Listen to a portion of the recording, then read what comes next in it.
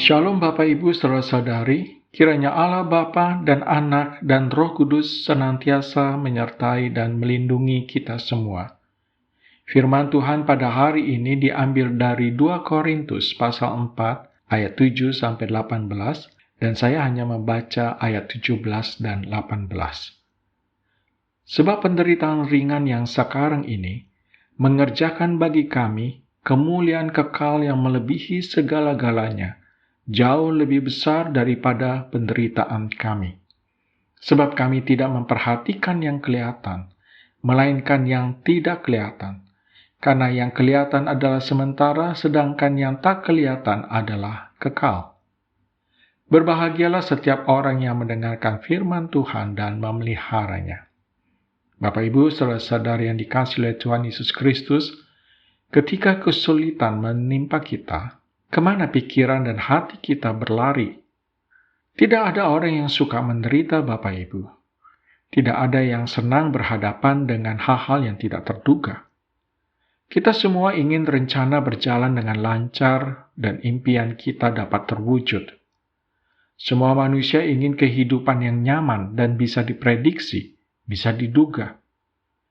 Pada saat mengalami kesukaran, umumnya orang tidak menghargai nilai rohani di balik kesukaran, atau mungkin sulit untuk menghargai nilai rohani tersebut. Karena itu kita cenderung sulit bertahan dalam agenda Tuhan. Bila tujuan hidup kita hanya untuk kebahagiaan pribadi yang sifatnya sementara, apapun itu, maka kita akan menjalani keseharian yang bertentangan dengan agenda Sang Juru Selamat. Tidak peduli apapun alasan teologis kita. Bapak Ibu saudara-saudari, banyak orang Kristen hidup seperti itu. Sangat mungkin kita juga salah satu dari mereka. Mereka percaya kepada kebenaran Alkitab. Mereka percaya kepada Yesus Kristus. Tetapi mereka hidup dalam kekecewaan, kekesalan, ketidaksabaran, dan frustasi terhadap Allah. Dan semua itu tidak terungkap keluar. Keadaan tersebut sering ditandai dengan pertanyaan klasik Bapak Ibu. Jika Allah mengasihiku, mengapa Dia membiarkan ini terjadi? Karena itu Bapak Ibu saudara-saudari, mari kita membedah pertanyaan ini. Pertama, bagi kasih Allah tidak ada kata jika.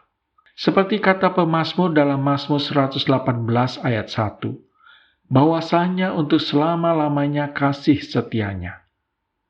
Kasihnya tidak pernah berubah. Kasih Allah tidak pernah habis. Artinya, kita tidak perlu mempertanyakan kasih Allah.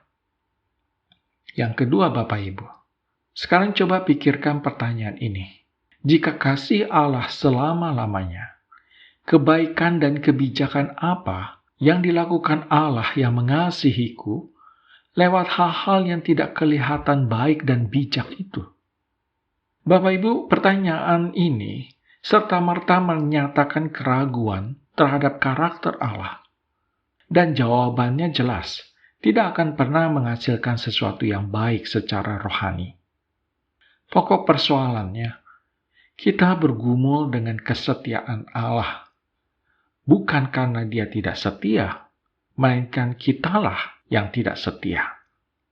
Mungkin Bapak Ibu berpikir, apa sih yang sedang saya bicarakan? Sejak hari pertama kita percaya kepada Yesus Kristus, Allah sudah menyampaikan kerinduannya kepada kita dengan jelas. Dengan anugerah yang menyelamatkan, yang mengampuni, dan yang mengubahkan kita. Dia bertujuan untuk membawa kita masuk ke dalam hubungan dengannya.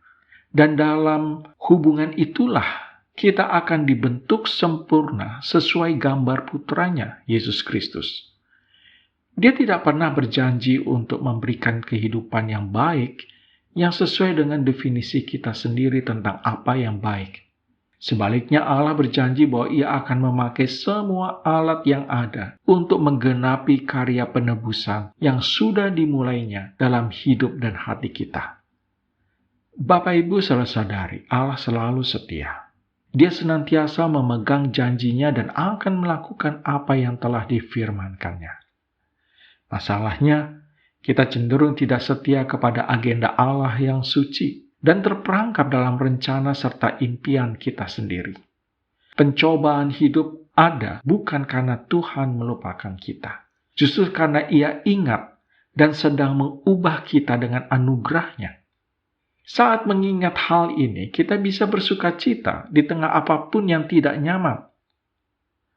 Bapak, Ibu, saudara-saudari, melalui hubungan dan situasi yang sulit, Allah bekerja menelanjangi hati kita, supaya kita mencari anugerah yang hanya bisa ditemukan di dalam Tuhan kita, Yesus Kristus. Amin.